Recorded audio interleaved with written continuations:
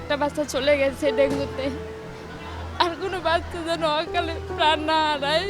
কিছুদিন আগেই ৩ মাস বয়সী ছোট্ট মেয়ে হাবিবাকে নিয়ে ডেঙ্গুর সঙ্গে পাঞ্জা লড়েছেন কণা খানম। তবে শেষ রক্ষা হয়নি, হারিয়েছেন মেয়েকে। সেই শোক না কাটতেই ৫ বছর বয়সী আরেক সন্তান হাসফিকে নিয়ে আবারও হাসপাতালে। শত্রু সেই পুরনো ডেঙ্গু।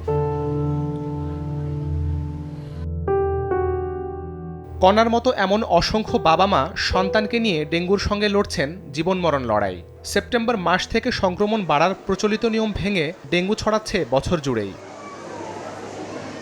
চলতি বছরের জানুয়ারি থেকে সেপ্টেম্বর পর্যন্ত ডেঙ্গু আক্রান্ত রোগীর সংখ্যা প্রায় ৩৫,০০০। উদ্বেগের বিষয় হল মোট আক্রান্তের প্রায় ১১,০০০ই শিশু মৃত্যুর সংখ্যা প্রায় ৩৫ জন।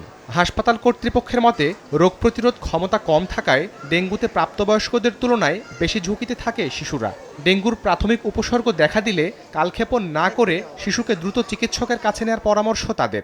বাচ্চা বেশি পেট ব্যথা করে বা বাচ্চা বেশি বমি করে, বাচ্চা যদি নেতিয়ে পড়ে বা পেশাব কমে যায় আগের তুলনায়, তাহলে সেই বাবা মাকে আমি বলবো অবশ্যই বাচ্চাকে বাসায় রাখার কোনো সুযোগ নাই।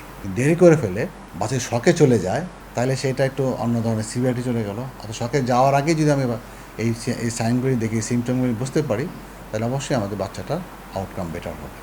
শিশুরা নিজেদের শারীরিক অবস্থা বোঝাতে সক্ষম না হওয়ায় অভিভাবকদের বেশি সচেতন থাকার পরামর্শ দিচ্ছেন বিশেষজ্ঞরা। অপরিকল্পিত বর্জ্য ব্যবস্থাপনা আর অপরিচ্ছন্ন পরিবেশ সৃষ্টি করে মশা জন্ম নেয়ার অনুকূল পরিবেশ।